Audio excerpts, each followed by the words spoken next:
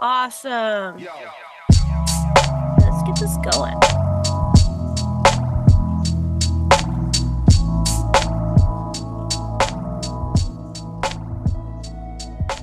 Okay.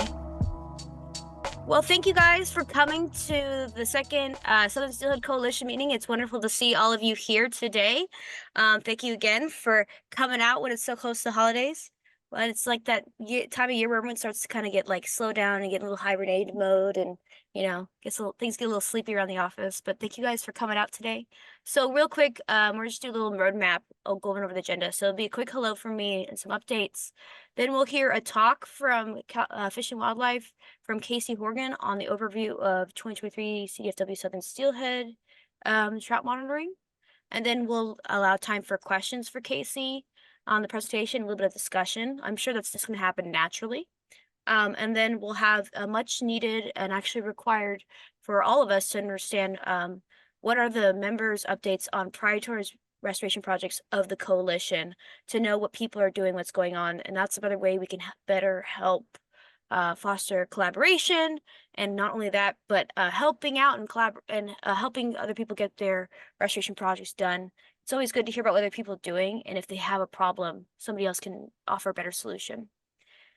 Finally, then a call for restoration projects. What are projects that coalition members would like to tackle or have considered tackling? And we'll go a little bit more in depth on that. And then next will finally be announcements from coalition members, and then finally an open discussion just for a call on things that people want to talk about. So for a quick update from me, I did make a survey for people to fill out on what else do you want from the coalition. We are a large, wide group of people, and it'd be good to make sure that these meetings can be tailored towards what people want. Because I have things that I would like to give you guys, but knowing what you guys want, it would also be really good to help make some individual meetings more topic heavy as opposed to other ones. So like maybe today is really more of a steelhead update in general. So we're gonna get an update on the animals and an update on people on the projects people are doing to help restore their habitat. But other meetings could be things like bridging the gap on data that we have about steelhead or knowledge. So I can make each meeting a little bit different and not so much of the same, because we all go to these meetings and I'd like you guys to get out of these meetings for attending it. I used to do the same thing when I was teaching college for my students. If you came here, I would love to give you guys the benefits for coming here, right? Don't want it just to be a thing that you just turn your Zoom on and hang out for like an hour and a half. Make it worth your while for coming. Another thing is we have a YouTube channel. Woo! So all of these videos or meetings will be archived on the YouTube channel. That way you don't have to go through a box link and download a giant file to look at it. It'll be on there, and I edit them so that they can be louder or quieter or whatever you need.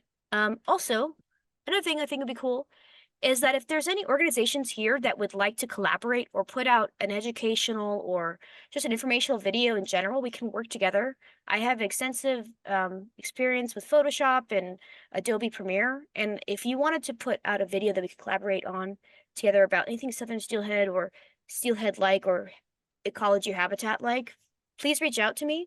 It doesn't just have to go on our YouTube channel. It could go on your organization's channel too, and we could share the content together. All right. So let me know about that. And just email me or, talk about it today in the meeting. And then finally, as I said before, our next meeting will be March 13th, 2024. Mark your calendars quickly. No, just kidding. I'll send out a calendar invite after, and this will be from 10:30 to 12 p.m. That way, when you come out of this, 12 p.m. That way you can come out of this and just go right into lunch, hopefully, and have a nice little break from everything. I almost said 12 a.m. That would have been too long of a meeting.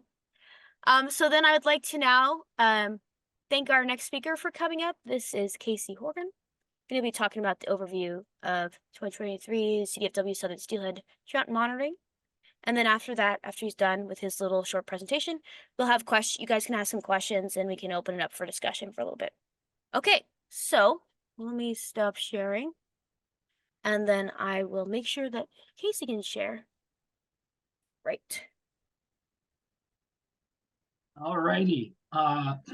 Thanks for having me, everyone. Looking forward to giving you a little overview of what CDFW is up to and provide some results of our recent monitoring. So let me share my screen here.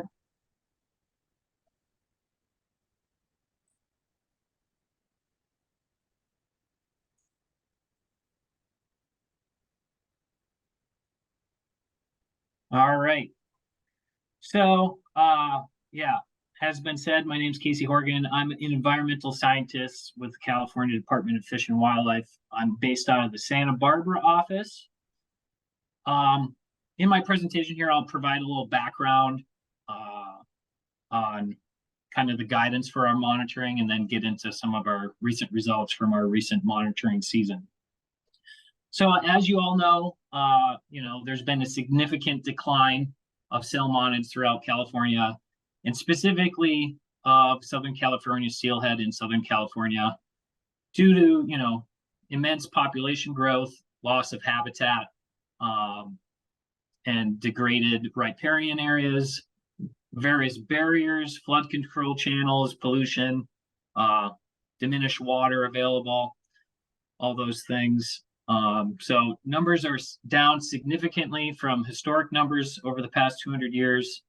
And because of this, the Southern California steelhead was determined to be a distinct population segment and was federally listed under the Endangered Species Act in 1997 and is currently a candidate species for listing under the California Endangered Species Act.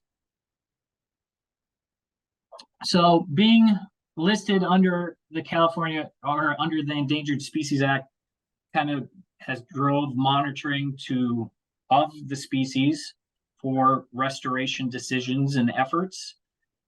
And so where we're monitoring, the California Monitor Plan is focused on anadromous waters and current and historical areas of salmonid presence.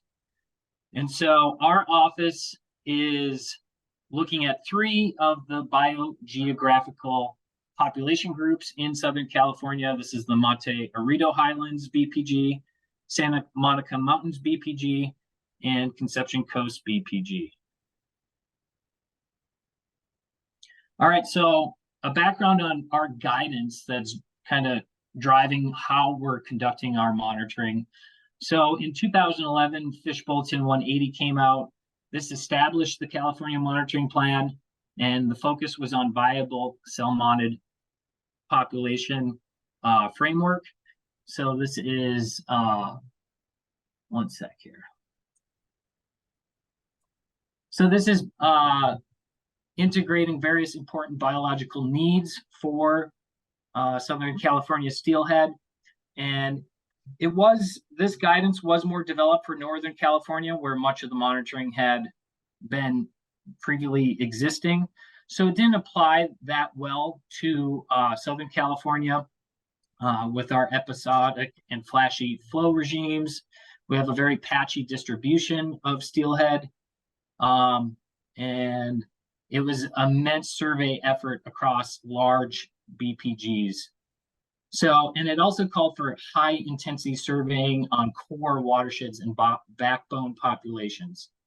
So it was a more uniform sampling approach and was deemed to result in many missed or non-representative samples. So in 2022, new guidance came out in Fish Bulletin 182, and this established a new sampling scheme, which is directed by intended targets of estimation.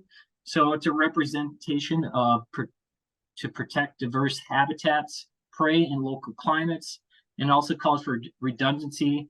So hopefully monitoring and establishing multiple backbone populations to help achieve viability. It also refocused on expanding monitoring to cover BPG-wide areas instead of focus on backbone populations. So it's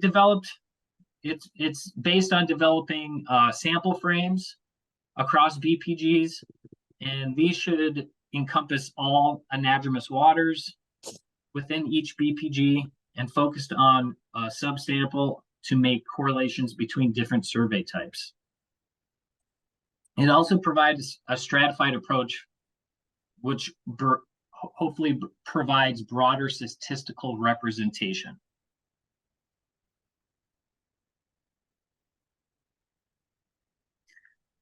All right, so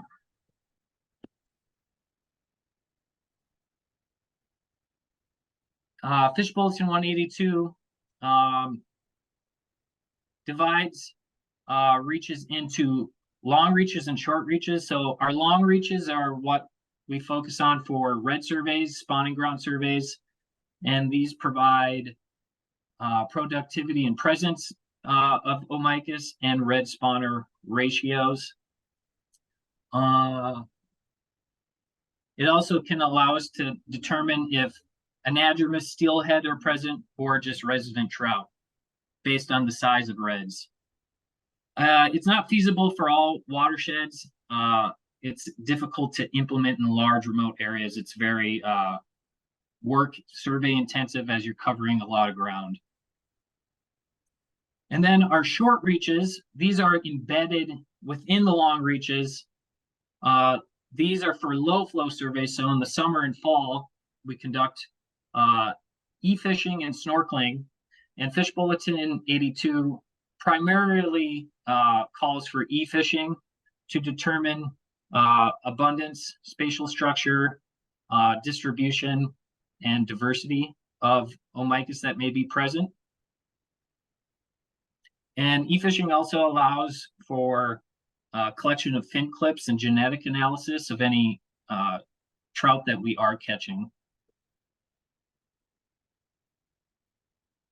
And then also Fish Bulletin 182, this is a continuation of Fish Bulletin 180, is our fixed point counting stations for life cycle monitoring.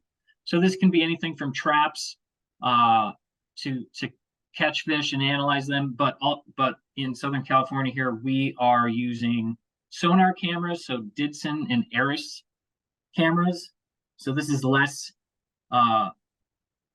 intensive or less direct, hands-on, more passive monitoring. And then the idea is to combine all these methods together for full calibration of our steelhead monitoring. So of course, there are a lot of challenges we experience in our monitoring. This was certainly the case in the past year with a lot of extreme stream flow events. And this limited our ability to deploy our monitoring equipment, increased turbidity within the water, and limited access to a lot of areas. For example, Highway 33 is still closed, and so that limited our ability to access a number of monitoring areas. Also, sonar camera footage has historically been difficult to review and make species identification determinations. This is this past year was made more challenging with the high flows to capture the entire channel, reduce visibility in the water. Sonar cameras can see through turbidity, but only to a certain degree. It's also been a very time-consuming effort to review all the footage. Okay, so getting into our more recent results from our past monitoring season. So back in the fall of 2022, we did do a widespread snorkeling effort in the Santa Monica Mountains. So we snorkeled through 6 streams. We covered around 19.5 stream miles, snorkeled 138 habitat units, and only 0.7 miles of stream were deemed to meet snorkeling criteria. So, this was at the height of the dry season. So a lot of the channel areas assessed were dry, and no Omicus were observed. These efforts were conducted in streams outside of Topanga Creek, which is currently the only stream in the Santa Monica Mountains that is believed to support Omicus. So our pit tagging and pit array antennas were also deployed. Starting last year in Topanga Creek, this was our only pit tagging effort. So e-fishing to capture Omicus. We captured 129, deployed 99 pit tags, and only had one recapture from previous years' efforts of this. This was done in 156 habitat units over 1.2 miles of the stream. And then we also deployed our pit antennas into Topanga Creek. That was operational for 99 days, and we had 12 detections, all believed to be outgoing smolts. And we also deployed antennas, 2 in the Ventura River watershed, 1 in San Antonio Creek, and 1 in the Ventura River. And all of our antennas were damaged and fully destroyed. The Topanga Creek one and the Ventura River one had to be rebuilt twice. And that was a delay waiting for stream flows to come down to be able to re-enter and rebuild those arrays. And the San Antonio Creek array washed out on that big January 9th storm and totally changed the channel morphology in the area. So it's a split channel at that area right now. So we weren't able to rebuild in that area.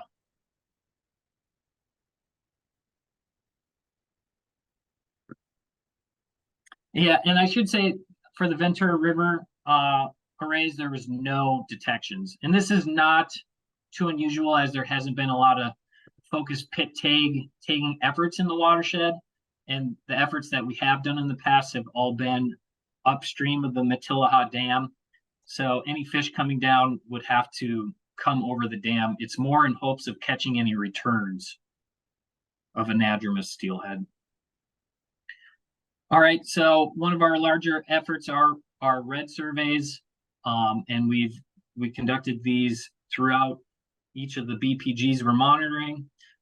We did not observe very many reds, only 2 reds observed, and did have a number of bankside Omicus observations.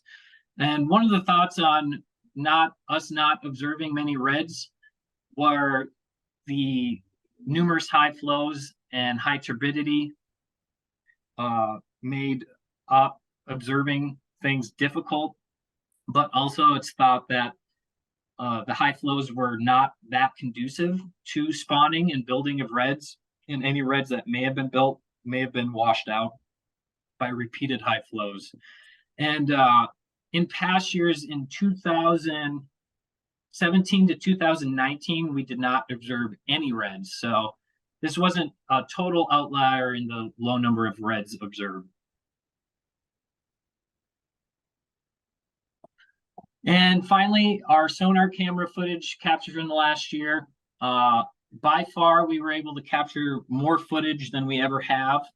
And so we're still going through all that footage. We've reviewed all the footage, but we're still making final determinations on especially potential Omicus recorded in any of the footage. So for the Santa Monica Mountains, Topanga Creek, and Salsapuedes Creek, there were a number of Omicus recorded, and based on the size measurements from that footage, they all look to be resident fish and not steelhead.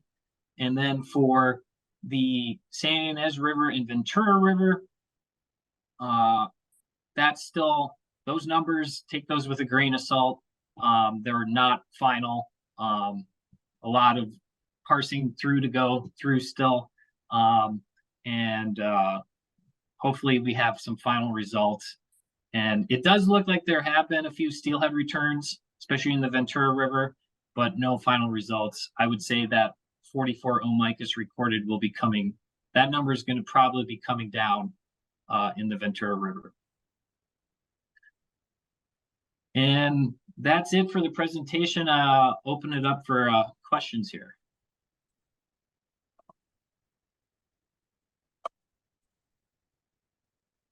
Thank you so much for putting that together for us. Really appreciate it, Casey. So you said I'll just start with the question first. I'll let you go next, Doug. So have I've been hearing a lot of reports from people that have been seeing steelhead in the areas.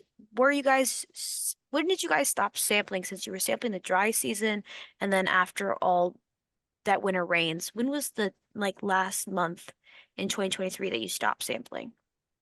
Well, our sampling season, so 2022 to 2023 kind of goes from June through May.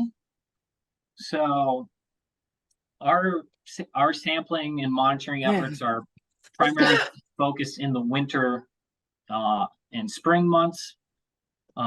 So we had I think all but two of our sonar cameras were out until June 1st and 2023 or 2020? 2023, Okay. this past summer. Okay. And we did red surveys up through the middle of May. And then there wasn't many monitoring efforts over the summer. And not included in my presentation is our low flow sampling that we've started from September until about now. We're wrapping up in the Conception Coast BPG, and that's e-fishing. And there have been two reaches where we have captured resident Omicus, but as far as we haven't seen any steelhead in those efforts, those recent efforts. Thank you.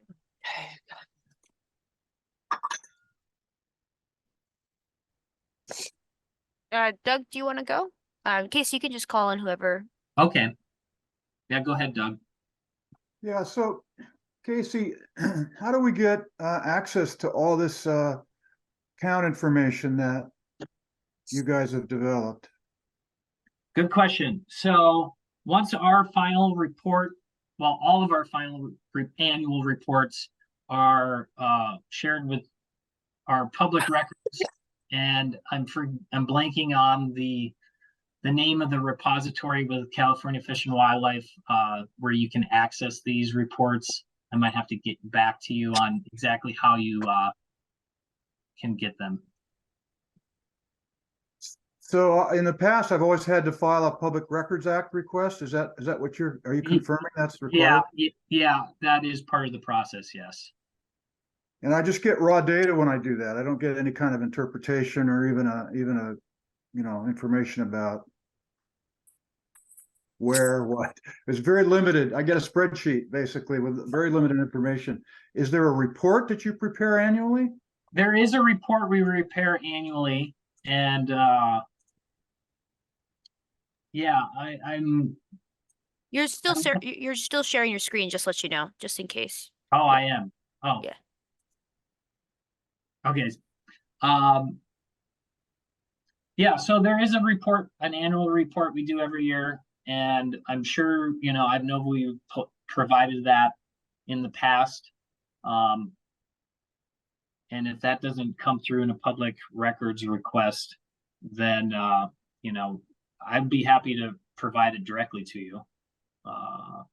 That's one way. Well, with the Public Records Act request, you have to say specifically what it is. If you don't ask for the right thing, you're not getting it. So it's a very clumsy way to work and share information. Yeah, a bit convoluted. Yeah, I'd be happy to get back to you on, the best ways to, actually get our reports, which are certainly going to be a lot more user friendly to see all our results and what we've done. Yeah, maybe you'd share your email with everybody in the chat. That would be great. Yeah, I'll do that. Looks like Mark, you got a question? Yes, I have a couple of questions. One is, has there been a genetic process done to determine if the southern steelhead are summer or winter run fish? I know when we do e-fishing for pit tagging, we do take fin clips and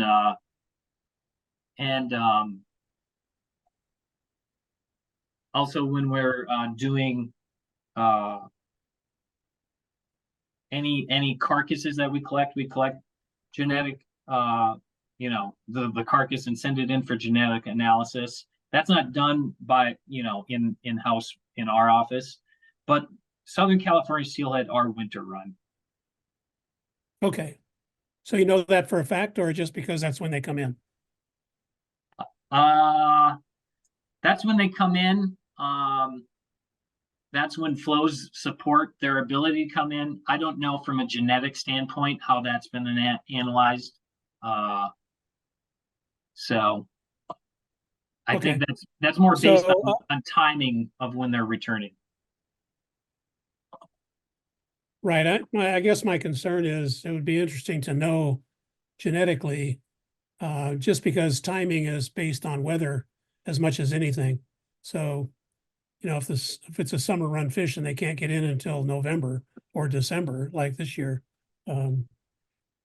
they could still be a summer run fish. They just can't get into the system till late. So just a thought. And on the Santa Ynez River, I'm from Santa Barbara, and on the Santa Ynez River, you mentioned that there was sonar monitoring there. Is that a Ditson device? And if so, where is it located? Yeah, so we did deploy a Ditson there, and this was down at the Floridale, I think it's Avenue Bridge. This is kind of near the federal prison, just downstream from Lompoc near the Santa Ynez River. So pretty low in the river. And so that was our deployment location this year. And when do you put the devices in and take them out there?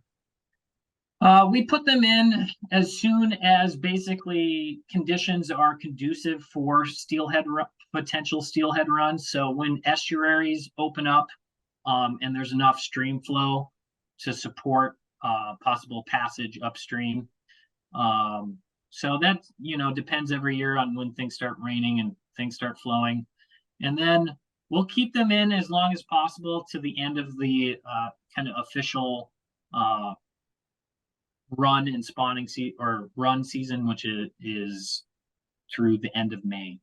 So like I said, we were able to keep I think 3 of our cameras in until June 1st this past year, which we have never done that before. Okay, is there one last question? Has there been any pit tagging or any other sort of conclusive decision-making done on migrating fish within the Santa Ynez system to prove that they're actually steelhead and not necessarily rainbow? Our office, I'm not aware of any pit tagging efforts that at least we've done recently. I know we do coordinate with the Lake Cachuma Operation and Management Board. They have a fisheries branch, and they do a lot of monitoring there as well. So yeah, our office, I'm not aware of any specific kind of pit tagging or antenna arrays that we've deployed within the Santa Ynez. Okay, thank you.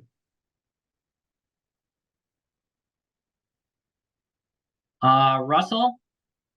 Hey, Casey, thanks for joining us today.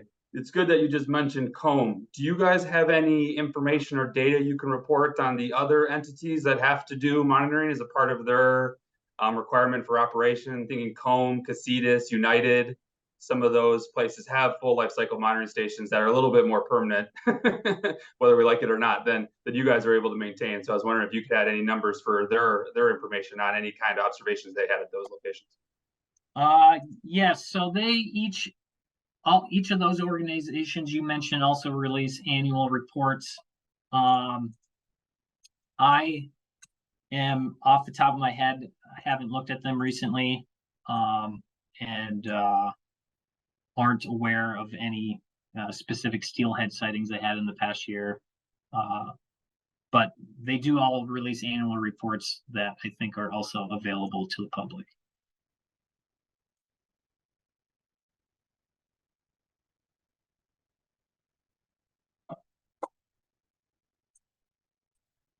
Hey, Casey, thanks so much for sharing this data. I was wondering if you could explain how these ongoing monitoring efforts are prioritized and funded, and if you had suggestions for establishing monitoring programs on the Santa Clara River. Sure. So, that's, prioritization on, and funding decisions kind of above my pay grade, but it is federally and state funded work. And, at least our decision making on where to monitor is based on a number of things. One is certainly access. If we can get access to areas, there's a lot of private land to contend with. And, our guidance that I mentioned as well. So with Fish Bulletin 182, for our red surveys and low flow surveys, the approach is more randomized. So we create a sample frame for each of these BPGs, which consists of a number of different reaches embedded in streams that currently or historically supported Omicus. And then because they wanted to take out bias and have a more broad approach to monitoring, the reaches that we do sample for those are randomized. So that had us going to a lot of new places for our current, we're just starting to implement this Fish Bulletin 182 guidance in the Conception Coast. And so going to a lot of new areas that we haven't looked at in recent history. And then as far as the Santa Clara goes, we've done in recent history, our efforts have primarily been focused in the Santa Paula Creek watershed, which does support a large population of resident trout. Less so now because that is above a few total barriers, where this past year we didn't have as much work up there. I think we had 2 red surveys just to kind of check on things. But Casitas Water does also do some monitoring in conjunction with the Vern Freeman Diversion Dam, so downstream of that. And the Santa Clara, these main stem large rivers are difficult to monitor in with, very high flows, wide channels. So another thing with Fish Bulletin 182 is for the Monte Arito Highlands is for our sonar cameras. The guidance calls for a rotating basis on where they're deployed. So this past year we had it in the Santa Ynez River. This year we're hoping to put one in the Santa Maria River. And then I would assume, down the line in subsequent years, we'll look to try to get a camera out on the Santa Clara as well.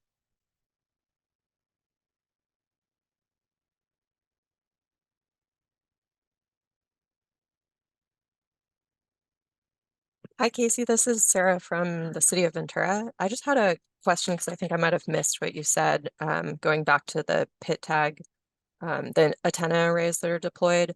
Are you guys successfully deploying those across the upstream migration season? Or are they really because I think you said you'd put some in Ventura River to look for like strays or upstream adults, or are they really focusing on smolt out migration? I would say they're primarily more focused on smolt out migration, because, we'll pit take fish, like I said, at least in the Ventura River watershed, upstream. In the past, we've done it upstream of the Matilaha Dam, because that's the only location that currently we're aware of that's supporting Omicus populations. So I would say it's a little more focused on smolt out migration with the antennas to get detections, because we'll capture and pit take resident trout that are already in systems, and then so it's just the most likelihood that we're going to catch one migrating downstream. But that's not to say, you know, a pit-tagged fish couldn't, an anadromous steelhead couldn't return and be detected. We've never had that, but it's also possible. Thanks. Mark? Yeah, Casey, thanks. Mark Chatillo, in the Mission Creek watershed in Santa Barbara. Two questions.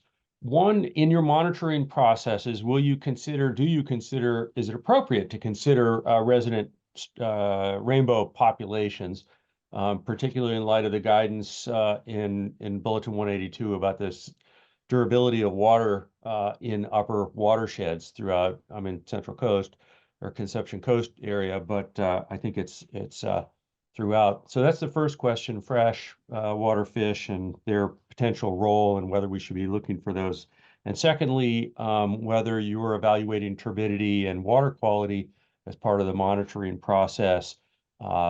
We have a situation in Mission Canyon where the local utility has caused a massive amount of sedimentation in our creek that did have a resident trout population and that is now left the area. So is that also, could that be part of your monitoring strategy? And thanks for your work.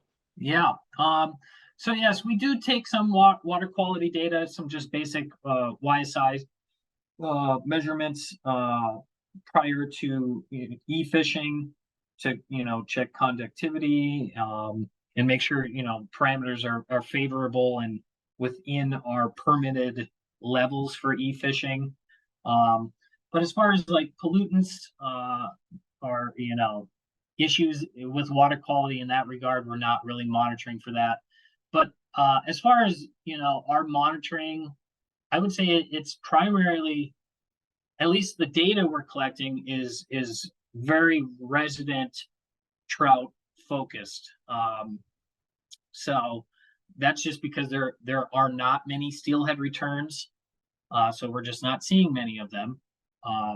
So, a lot of our data is coming from resident trout populations, knowing where they are, what those population trends are like. And that's going to certainly influence and drive restoration efforts. Barrier removals are going to be prioritized when they can open up access to existing resident populations. And we have been involved a bit with that Mission Creek sediment issue with California Edison. So we've been involved with that and have done some surveys contributing to kind of the litigation for that and restoration efforts in response to that event.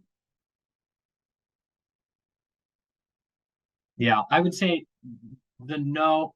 our data has probably been the main factor for Mission Creek in showing that there is a very small resident population still present in Mission Creek. Great. Well, thanks for your work there. I'll reach out to Kyle and follow up. Okay. Doug, another question? Yeah, so has anybody seen an adult sea run fish this year? I'm not aware of any, but I don't know. Maybe somebody knows. I heard something about Santa Clara. Did we have any? I know in talking to Casillas Water, they had, I want to say it was like 16, don't quote me on that, trout passed through their fish ladder at the Vern Freeman diversion. And this was just word of mouth that they were still trying to determine if any of those were steelhead, and they were thinking maybe one was, but I haven't heard definitively if that was, determined to be a steelhead that passed through the fish ladder.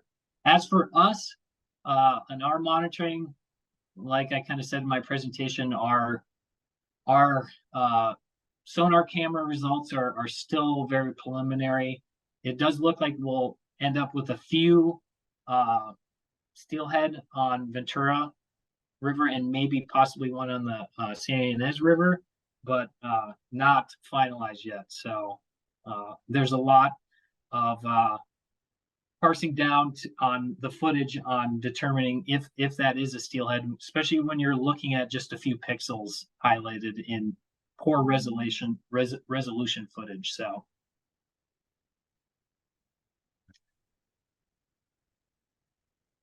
Mark?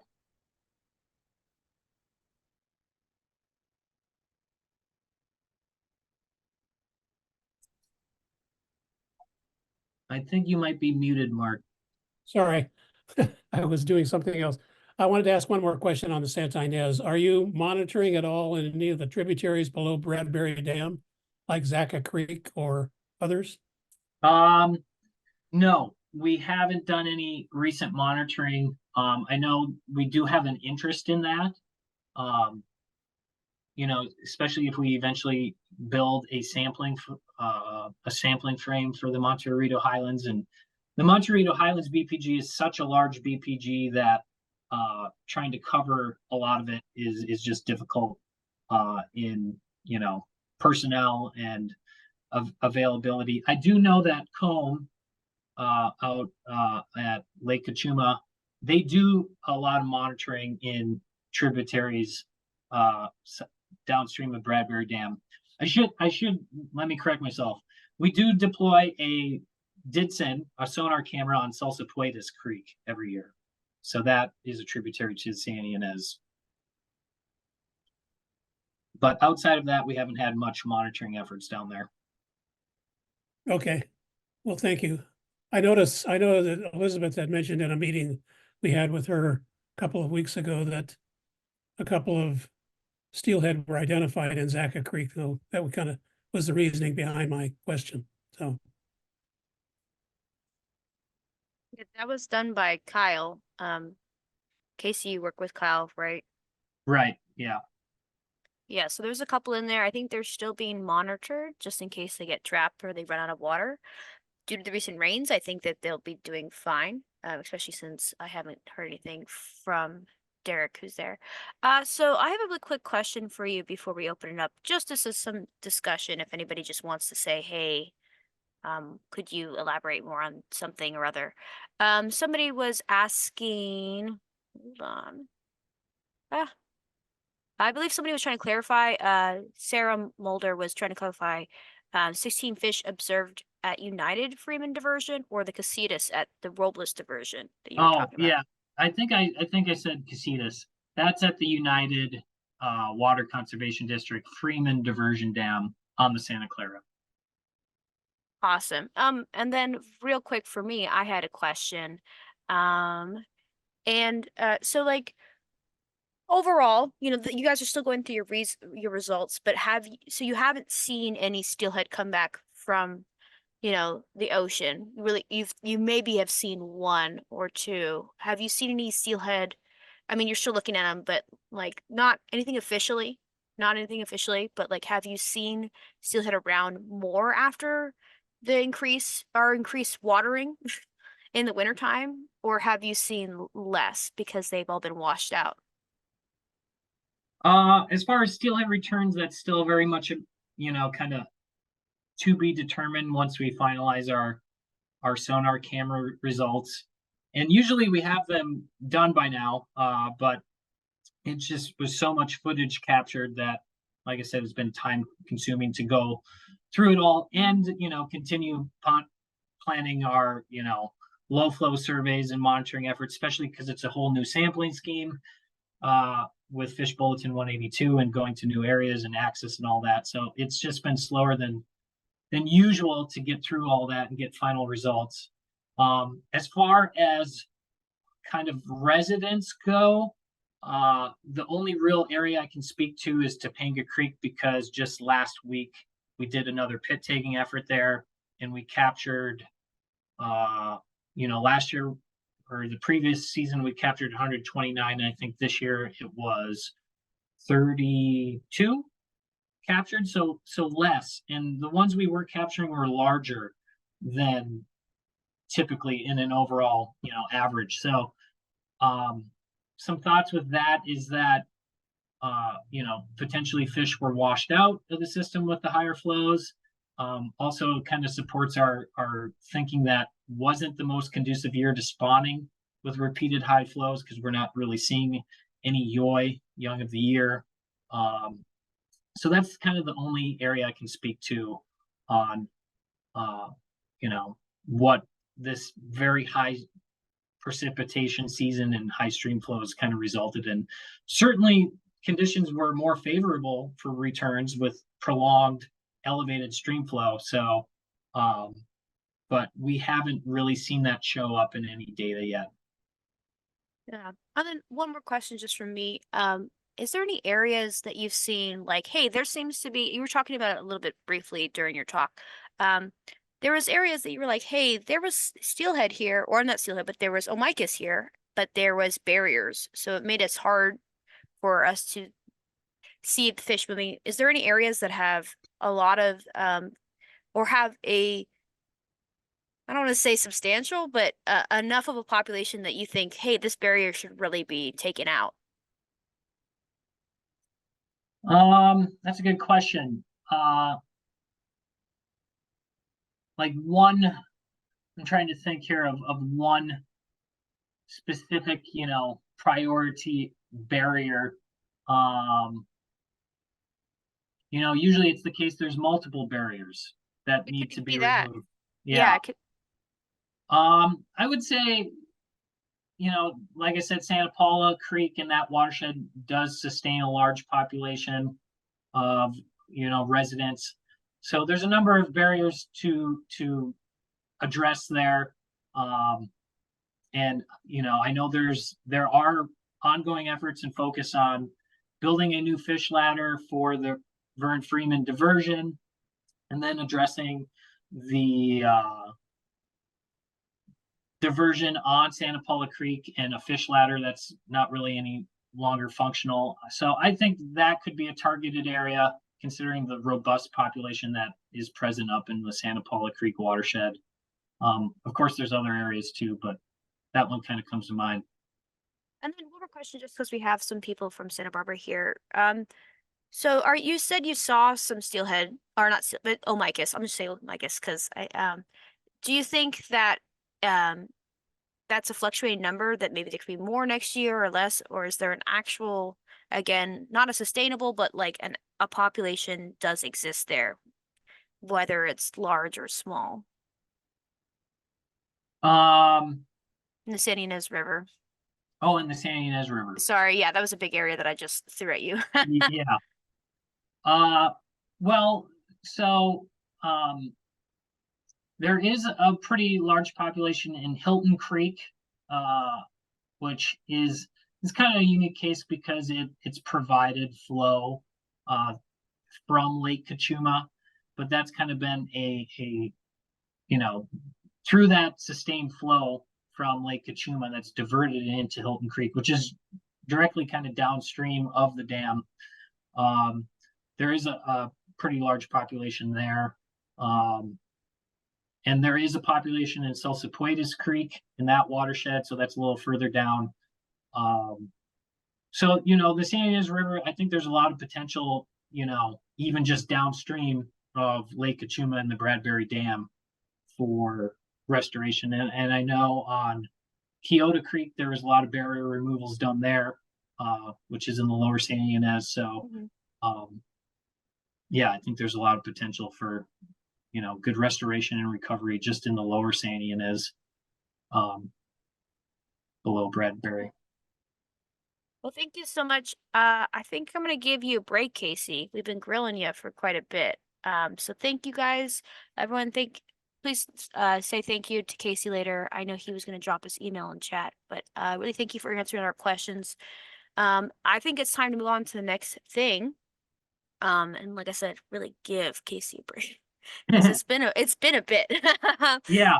Well, it's always nice to kind of share our work and our findings and data and, with interesting parties. And I appreciate all the questions and, it's good to spread the word. So thanks for having me. No problem. Thank you. Again, we'll be having open discussion at the end. So if any other questions pop in your mind for anybody, maybe Casey, as he gets some water, just go ahead and pop it in. But I'm going to move on to the next thing. Again, thank you, Casey. Let's get on to the next part of our Oops. All right. I'm gonna reshare my screen. Give me 1 second, guys. Okay, so we did that. Next is a call upon people here who are part of the coalition, our partners of the coalition. We'd love to hear about your restoration projects. This is a really, really key thing for the coalition, is to know what projects are happening and maybe the status of them. Some people have said that that might not be part of what they would like to get out of the coalition, as I've seen some responses, but it is still really important for us to go over this. So if I could first bring up my boss, Russell, you're first up on the agenda for us for your projects, and you can go through which ones you need to on here. Yeah, definitely. Well, I can jump right to Harvey Diversion, since Casey just did a really good job of highlighting why that project is particularly important when you consider the stable population of resident rainbows that exists above there, and then also the perennial flow that that system enjoys in comparison to the other, major tributaries of the Santa Clara. Harvey Diversion, we submitted a grant application to NOAA in October for the max that we could ask for to continue final designs and move into implementation on that project was $20 million request. That is principally about a third of the cost of remediating Harvey Diversion. It's about a $55 million project when you take into account all the contingencies and everything with escalating costs. So we hope to hear back in March 2024 with good news from NOAA that they are going to support for a healthy sum the next steps in moving to implementation of Harvey Diversion fish passage remediation. We see that as central to the recovery of southern steelhead in the Santa Clara Basin. Once we have that moving forward, I hope to, with partners here, particularly because it's a difficult issue, is move downstream to the poorly designed fish passage structure in the lower portion of Santa Paula Creek to create, as best we can, a stronghold, a area within Santa Clara, which is already a stronghold, even greater potential to restore a resilient and wild population in Santa Paula. So I will keep you guys updated on that, but certainly we'll be looking forward to March for the announcement there. Rose Valley Creek, we just submitted the 90% designs for implementation to the Forest Service for review and the regional office for review. Should have comments back.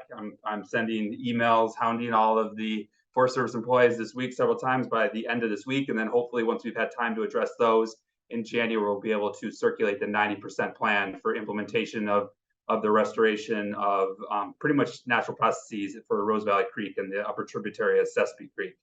That project in itself, price tag right now is about $33 million, but we'll remove 4 fish passage barriers and restore connectivity to the upper watershed of Rose Valley Creek, which, as we all know, is again perennial over summering and long-term rearing, foraging, and spawning habitat for southern steelhead, and that is aquatic organism passage as well. So thinking about ecosystem level processes and restoration for all native species there.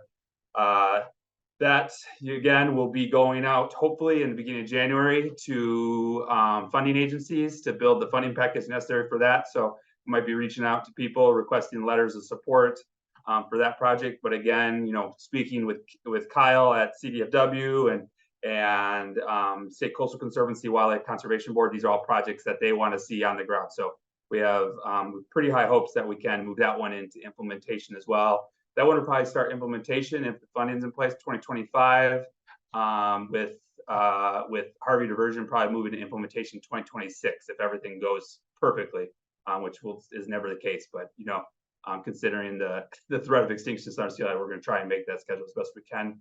The Santa Clara River Conservancy, Santa Clara Estuary, I don't really have much to report there.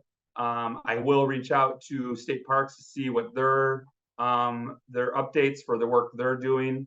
I haven't had an opportunity to touch base with them. It very much seems like conversations with them, and then also Sarah, who's on here. There's a couple entities working in the estuary and just trying to figure out how we slot in there to create the largest restoration project we can. is still, our goal there. So I'll try and get an update and provide that to Elizabeth so she can send that around with the kind of meeting summary. Allison, that's all I got, Elizabeth. All right, thank you so much, Russell. Okay, so next is the Washatoya organization.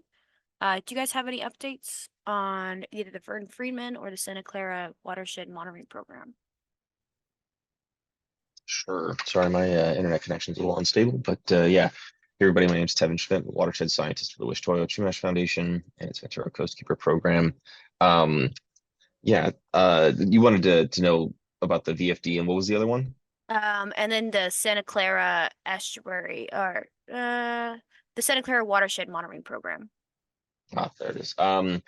Yeah, so United Water Conservation District is working on getting their multiple species habitat conservation plan application into the agencies in February, along with an EIR for their reconstruction of the Vern Freeman diversion with the hardened ramp, which is the Mod 9 version that has a flushing channel,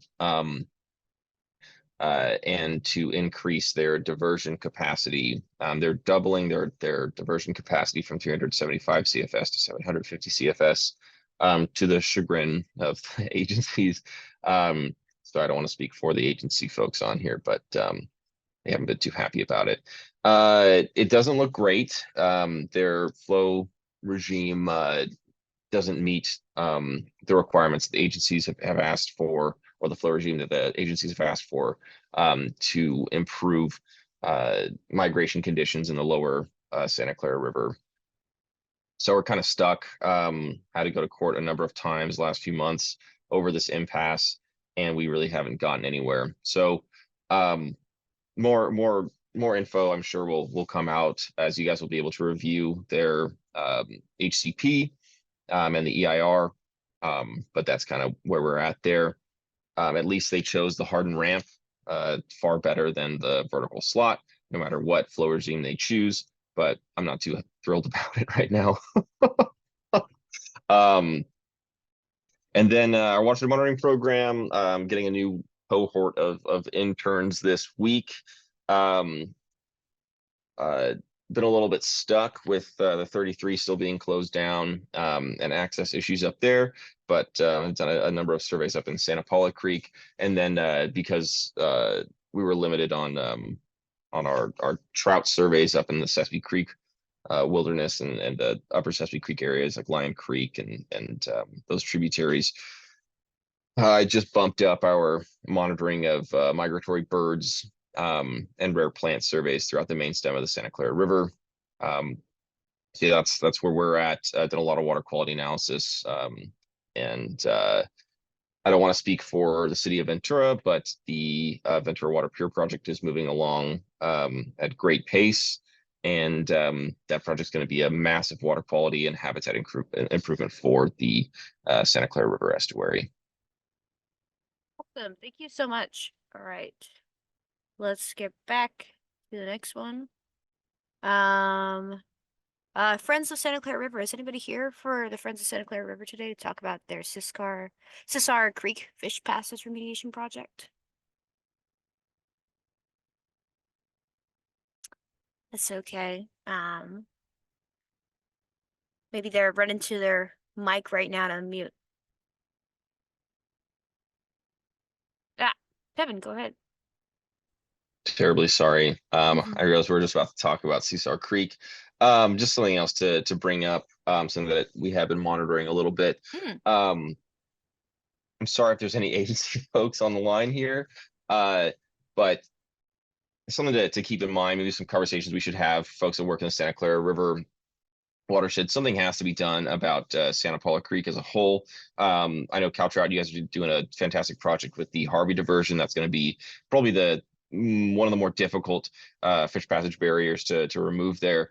In so many words, we were asked by an employee of the National Marine Fisheries Service to do something about the Army Corps of Engineer ladder. So you guys can use your imaginations of what they asked us to do. Something does need to happen about that Army Corps ladder. The continuing operation jeopardizes the existence of steelhead in Santa Paula Creek, and its continued existence in its current state is going to also jeopardize a lot of the good that the restoration at the Harvey diversion is going to do. Also, the fish passage barrier and failed grade structure under the Highway 150 on Santa Paula Creek, just before the confluence of Sisar Creek, has become a complete barrier to upstream migration. I don't think any steelhead can actually jump that. It's extremely bad. So something's got to happen with those two serious issues in the Santa Paula Creek sub-drainage. Thank you for that. Just let me get through these updates in this project, and I'd love to have time to talk about this. Just like I said, this is like an important thing to note what the coalition is doing. So I have to update that, and that is super important, Tevin. So thank you for bringing it up, but we will talk about that in a second.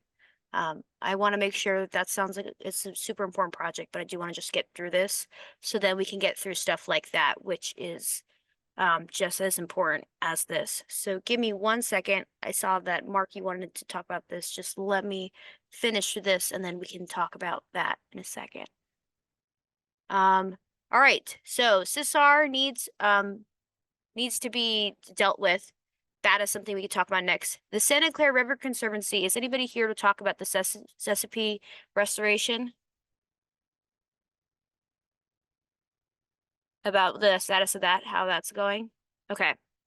So that's just another thing that I'll have to make sure in the next coalition is to update or to get in touch with these people, because it sounds like there's a lot of attention that's been needed in these areas. Next from New Sea Santa Barbara, does anybody have updates on watershed-wide Arundo management or groundwater-dependent ecosystem hydrology study?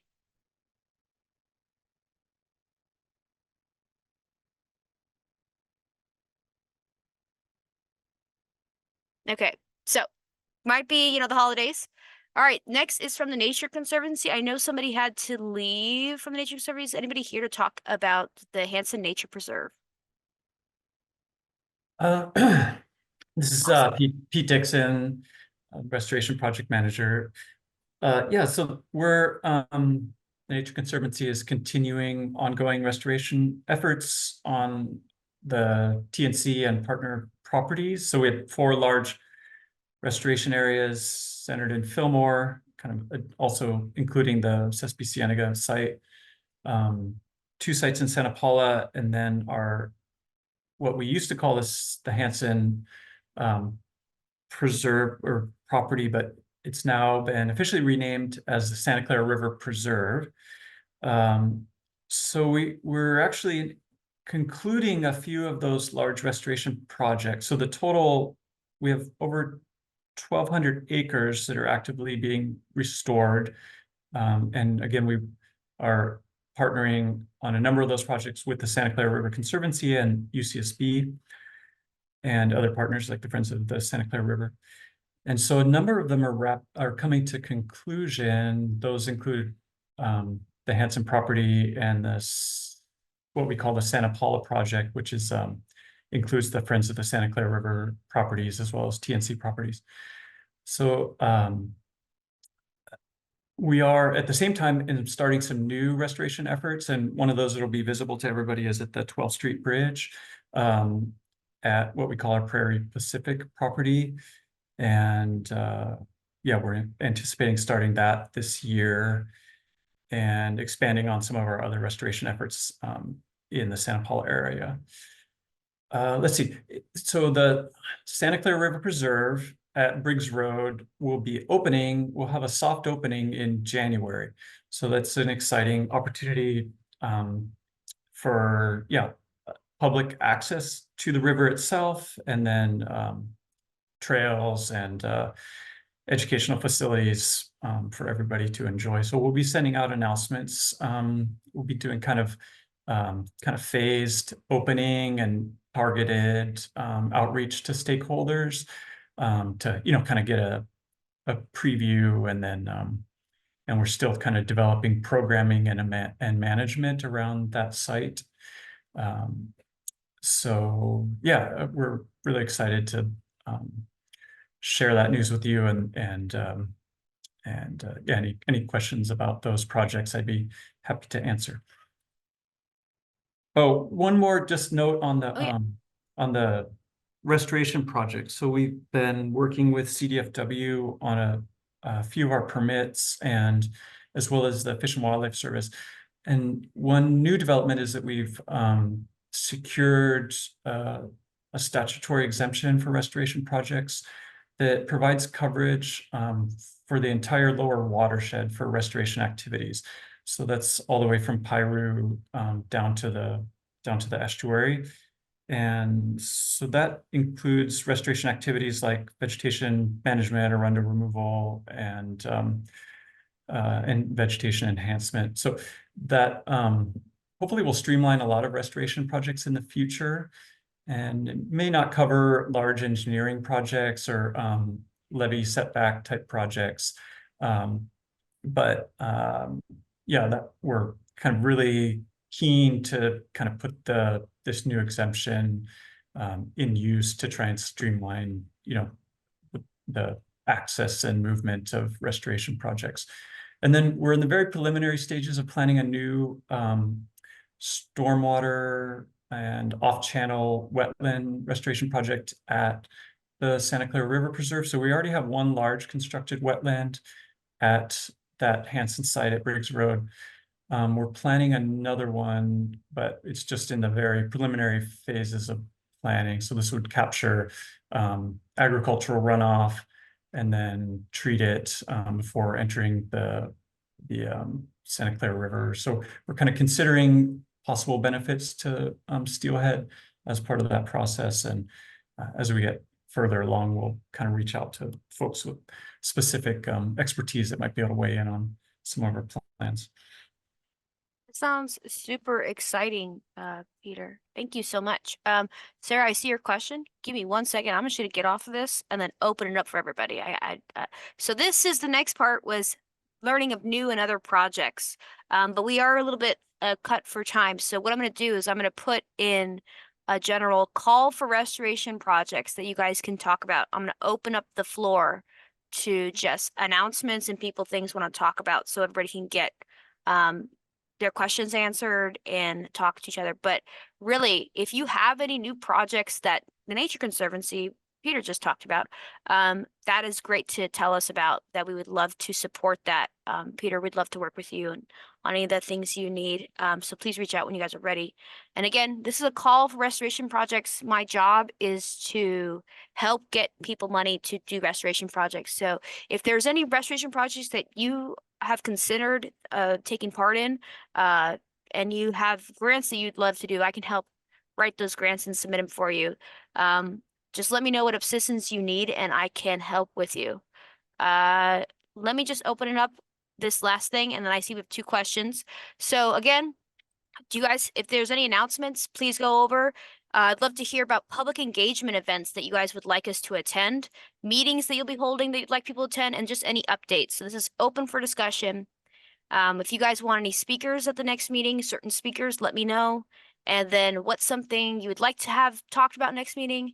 And then again, our next meeting is March 13th, 10:30 a.m. to 12 p.m. And I'm going to open up the floor for discussion just so we can get going, because we have about 15 minutes left. And I'd like everybody to chat with each other, because that's what's really important about these coalition meetings. Sarah, you hold the floor, go. I'll leave this up just for a little bit longer. Okay, great. Thanks.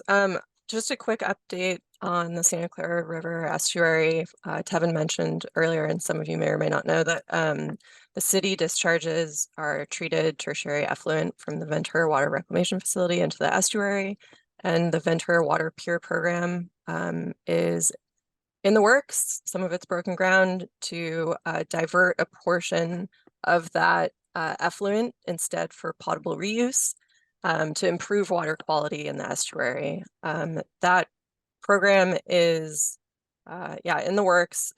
New outfall's been under construction, and the first phase of diversion is expected to be completed, if everything stays on course, by the end of 2025.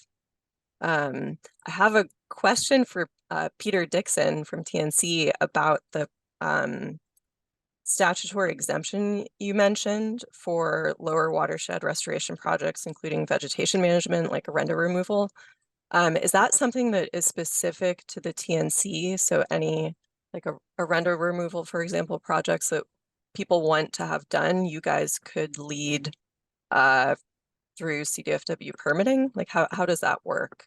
And could others take advantage of it? Yeah, well, a couple of notes. So yeah, we aren't likely to lead projects off of our properties or adjacent properties. However, the permit could, or the exemption could be applied to other private or municipal agency lands. The exemption, though, I'd have to go back to it, but I think that it stops at the estuary in part because of tidewater goby habitat. So it was like, that they kind of fit it within like this this kind of reach of the river from the Three Spines Stickleback down to the tidewater goby. So Got it. it may not work for the City of Ventura's projects. However, you could certainly use it as a template if that project qualified for an exemption. Okay, interesting. Yeah, through the Santa Clara River Watershed Committee, I think we're planning with Heidi Ortloff at some point to have maybe a watershed-wide Arendo discussion to really leverage who's been working and who's considering working on projects and things like that, permitting shortcuts, whatever we can get going. So That sounds great. we'll include you, I'm sure, and I'll have more questions. Thanks. Awesome. Thank you guys so much. Kyle, please go ahead. Yeah, no, thank you for having me today. I just wanted to mention that the California Department of Fish and Wildlife, through our watershed restoration grants program, we do have a open continuing solicitation for funds that could be applied to Southern California for steelhead recovery. Right now, there is about $14.3 million remaining within the Prop 68 fund set specifically for projects in Southern California to benefit Southern California steelhead. So these are projects that could be anything from planning, restoration, implementation, barrier removals, these types of things. I'd be happy to put in the chat basically a link to the restoration page. This one is a bit easier to apply to and says something like FRGP. If some of you are familiar with the Fisheries Restoration Grant Program, can be a bit difficult. But this one is you can basically open a consultation request with the department and kind of go back and forth and figure out what how to best maximize your project and how to get it funded. Thank you so much. Yeah, please drop that in there, Kyle. Peter, go ahead. Sure. Yeah. Thanks, Kyle. Great to hear that news. And I wanted maybe just to get like real, rough feedback on how habitat restoration projects maybe focused on Arendo removal might rank. It's kind of a question I think that improves habitat, especially for riparian birds, and improves flow. But I be curious, like, if you kind of had an impression on, that type of project qualifying for the steelhead recovery type program. Yeah, absolutely. And you are correct. Arendo causes lots of problems and it's a very heavy drinker. So there are a lot of those benefits to the riparian corridor, to other species. And the argument, of course, can be made that this type of, removal will benefit steelhead, and it will. One concern that we have, and one reason why sometimes Arendo projects might rank lower than others, like an implementation project, is that, as you're probably aware, Arendo projects are only as effective as how thorough you are. So depending on landowner access, if you're starting at the top of the watershed, can you get all of it? We're not looking primarily for Band-Aid solutions that, you remove all the Arendo this year, next year it's back because it washed down from upstream. And then the other component of that is having a project that incorporates that long-term maintenance of it, because again, going in and removing everything in 1 year and walking away isn't necessarily a long-term strategy. So a lot of, I'm sure these are things you've considered, right? But having that kind of ongoing treatment and monitoring to ensure that your runner removal is effective. I think those types of things can really benefit increasing the scope and increasing the duration can help those projects score higher. Okay, yeah, that's great feedback. And yeah, one thing we're fortunate to have in the middle reach of the Santa Clara River is a number of artesian features, and our intention was to focus on those. So reconnecting those with the main channel, providing cold, clear water from these natural artesian features that are on our properties as a way to kind of emphasize the benefits to steelhead. So, but I really appreciate that preliminary feedback, and we'll be following up with CDFW. Yeah, absolutely. All right. I've taken away the slides because it's easier for all of us to talk when we can see each other. I also put in the chat, if anybody, like, just in case you didn't remember what questions we're looking for right now. So I said it's open discussion. I believe somebody had a question that I had to pass up on. I believe it was a Mark. We have a couple of Marks in here. Is there anybody else have a question for anybody before I try to see this conversation? Because it's open discussion. Or announcements. So public events, Peter was talking about how they'll have a soft opening. I'd love to table at that, Peter. If that's an event that I can table at for the coalition. Mark, go ahead.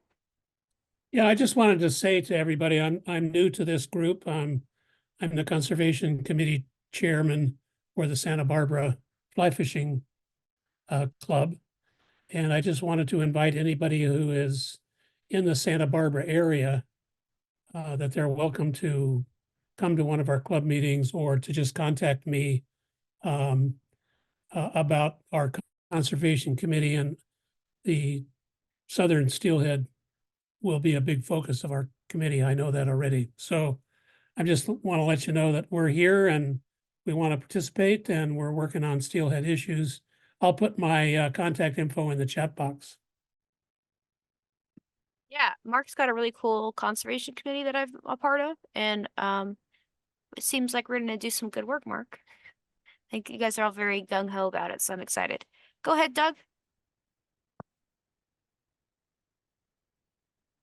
Oh, Hi. So, Kyle, I'm curious, you know the situation on Gaviota Creek. It's the last remaining population of steelhead left in Conception Coast BPG.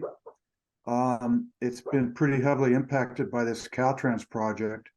I wonder if you could update all of us on the status of enforcement on that project and what CDFW is doing to protect the few remaining fish there after they've been pretty heavily impacted by this construction.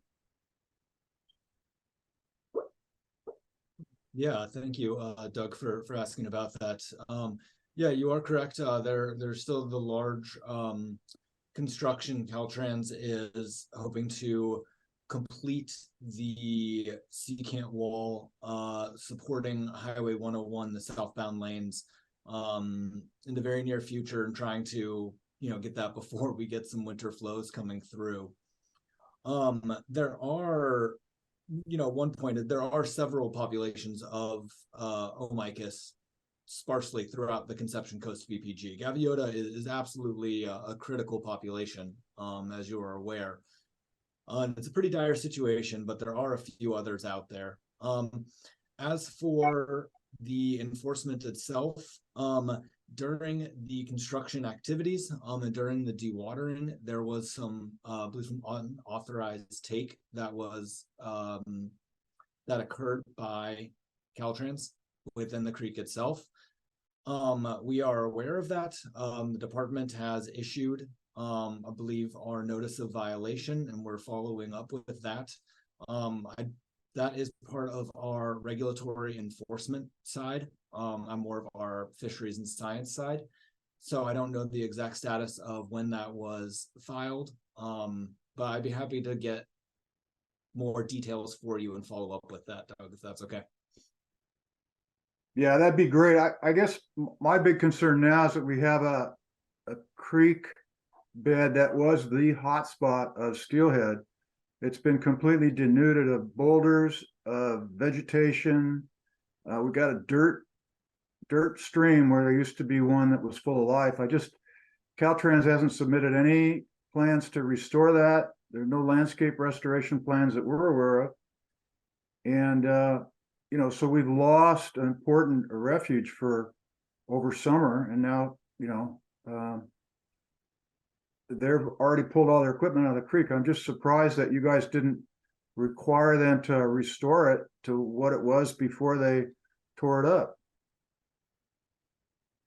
That is definitely a concern for us too. We don't, our plan is not to leave that amount of that dirt road that basically is filled in there, and just let it wash down. That's going to cause a number of major issues. And we want to ensure that there is, we're not creating new barriers and passage problems. So that it's not our intent. I need to follow up on the exact timeline of when it'll be removed. And what conditions are required as far as that, but I don't know off the top of my head, so I haven't been involved with the exact day-to-day. Okay, thanks. Yeah, go ahead, Russell. Kyle, I'm glad you jumped on. Do you by chance have any status or updates on the species status report that was due November 13th for Fish and Game Commission as part of the CISA process? I've been hounding Fish and Game Commission, but no reply. Or no response of affirmative they've received it.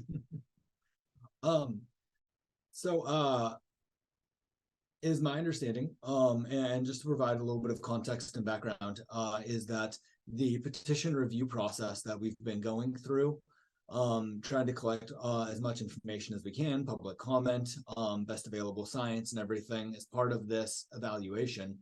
That is being run primarily out of our fisheries branch in Sacramento. Working in the region, kind of myself and my team, the regional experts, we've been providing comments on them, data, edits, all these types of things. But that kind of internal comment and review period has ended, and it's been going out to, you know, other organizations, publications, researchers, that type of thing. So I haven't been involved with the day-to-day, you know, I've got the timeline of this is our goal, this is when it should be submitted, but I'm not the one clicking submit. So I can't give you the exact answer. I'm hoping that the lead author, Robin, was able to submit it in accordance with the timeline that was planned. As far as I know, everything is still on schedule for the commission to have received it and for them to review it at their upcoming commission meeting next couple months.